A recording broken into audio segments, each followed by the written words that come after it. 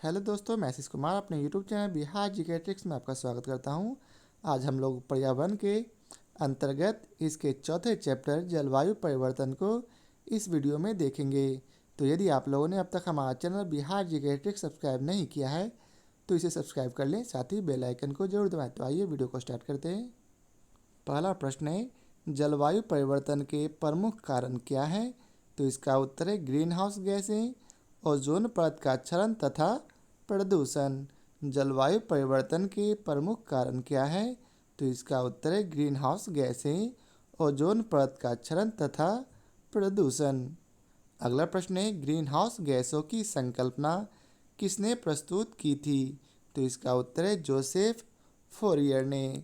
Green house गैसों की संकल्पना किसने प्रस्तुत की थी? तो इसका उत्तर है जोसेफ फोरियर ने। अगला प्रश्न है, किसी गैस का वैश्विक तापमान विभव किन बातों पर निर्भर करता है? उस गैस के अणुओं की दक्षता एवं उस गैस के वायुमंडलीय जीवन काल पर। किसी गैस का वैश्विक तापमान विभव किन बातों पर निर्भर करता है? तो इसका उत्तर है उस गैस के अणुओं की दक्षता एवं उस गैस के वायुमंडलीय जीवन काल पर। अगला प्रश्न है, प्राकृतिक रूप से पाई जाने वाली वह ग्रीन हाउस गैस कौन सी है जो सर्वाधिक ग्रीन हाउस प्रभाव उत्पन्न करती है? तो इसका उत्तर है जल वाष्प। प्राकृतिक रूप से पाई जाने वाली वह ग्रीन हाउस गैस कौन सी है जो सर्वाधिक ग्रीन हाउस प्रभाव उत्पन्न करती है? तो इसका उत्तर है जल वाष्प। आगे है, वर्ष 2015 के पेरिस समझौते में ग्रीन हाउस गैस के उत्सर्जन को सीमित करने का लक्ष्य रखा गया है। इसके अंतर्गत यह लक्ष्य है कि 21वीं शताब्दी के अंत तक औसत वैश्विक तापमान में वृद्धि उद्योग पूर्व स्तर से 2 डिग्री सेल्सियस या यदि संभव हो सके तो 1.5 डिग्री सेल्सियस से अधिक न हो पाए। आगे है, क्योटो प्रोटोकॉल किस वर्ष से प्रभावी हुआ? तो इसका उत्तर है वर्ष 2005 से। क्योटो प्रोटोकॉल किस वर्ष से प्रभावी हुआ? तो इसका उत्तर है वर्ष 2005 से।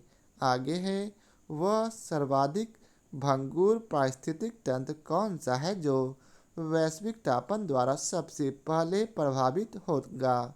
तो इसका उत्तर है आर्कटिक एवं ग्रीनलैंड हिम चादर। वह सर्वाधिक भंगुर पारिस्थितिक तंत्र कौन सा है जो वैश्विक तापन द्वारा सबसे पहले प्रभावित होगा? तो इसका उत्तर है आर्कटिक एवं ग्रीनलैंड हिम चादर। आगे है, वायु में कार्बन डाइऑक्साइड की मात्रा बढ़ने से वायुमंडल का तापमान क्यों बढ़ता है? तो इसका उत्तर है क्योंकि कार्बन डाइऑक्साइड सौर विकिरण के अवरक्त अंश को अवशोषित करती है। वायु में कार्बन डाइऑक्साइड की मात्रा बढ़ने से वायुमंडल का तापमान क्यों बढ़ता है? तो इसका उत्तर है क्योंकि कार्बन डाइऑक्साइड सौर विकिरण के अवरक्त अंश को अवशोषित करती है। आगे है, मेथेन गैस के उत्सर्जन के प्रमुख प्राकृतिक स्रोत कौन से हैं? तो इसका उत्तर है आर्द्रभूमि, समुद्र और हाइड्रेट्स। मीथेन गैस के उत्सर्जन के प्रमुख प्राकृतिक स्रोत कौन से हैं? तो इसका उत्तर है आर्द्रभूमि, समुद्र और हाइड्रेट्स। आगे है, ग्रीन हाउस गैस प्रोटोकॉल का विकास किसके द्वारा किया गया? तो इसका उत्तर है वर्ल्ड रिसोर्स इंस्टीट्यूट तथा world business council of sustainable development के द्वारा। ग्रीन हाउस गैस प्रोटोकॉल का विकास किसके द्वारा किया गया? तो इसका उत्तर है वर्ल्ड रिसोर्स इंस्टीट्यूट तथा world business council of sustainable development के द्वारा। आगे है, विश्व के तापमानों पर आंकड़े प्राप्त करने के लिए वैश्विक वायुमंडल निगरानी स्टेशन कहाँ स्थापित किए गए हैं? तो इसका उत्तर है अल्जीरिया, ब्राज़ील तथा केन्या में। विश्व के तापमानों पर आंकड़े प्राप्त करने के लिए वैश्विक वायुमंडल निगरानी स्टेशन कहाँ स्थापित किए गए हैं? तो इसका उत्तर है अल्जीरिया, ब्राज़ील तथा केन्या में। आगे है जलवायु परिवर्तन का क्रायोजेनिक संकेतक किससे प्राप्त किया जाता है? तो इसका उत्तर है आइस कोर से। जलवायु परिवर्तन का क्रायोजेनिक संकेतक किससे प्राप्त किया जाता है? तो इसका उत्तर है आइस कोर से। आगे है हिम तत्व किसी ग्लेशियर या बर्फ की चादर को छेद कर प्राप्त किया जाता है। एक बेलनाकार नमूना होता है। नेक्स्ट है वैश्विक जलवायु परिवर्तन के संदर्भ में कौन सी पद्धति मृदा में कार्बन प्रच्छादन या संग्रहण में सहायक है? तो इसका उत्तर है समोच्च बांध या अनुपद सस्यन एवं शून्य जुताई। वैश्विक जलवायु परिवर्तन के संदर्भ में कौन सी पद्धतियां मृदा अर्थात मिट्टी में कार्बन प्रच्छादन या संग्रहण में सहायक है? तो इसका उत्तर है समोच्च बांध, अनुपद सस्यन एवं शून्य जुताई। आगे है किस अंतर्राष्ट्रीय सम्मेलन में हरित जलवायु कोष के गठन का प्रावधान किया गया था? तो इसका उत्तर है कानकुन सम्मेलन में। किस अंतर्राष्ट्रीय सम्मेलन में हरित जलवायु कोष के गठन का प्रावधान किया गया था? तो इसका उत्तर है कानकुन सम्मेलन में। यह सम्मेलन मैक्सिको में वर्ष 2010 में किया गया था। आगे है हरित जलवायु कोष के गठन का क्या उद्देश्य था? तो इसका उत्तर है विकासशील देशों को जलवायु परिवर्तन का सामना करने हेतु अनुकूलन और न्यूनीकरण पद्धतियों में सहायता देना।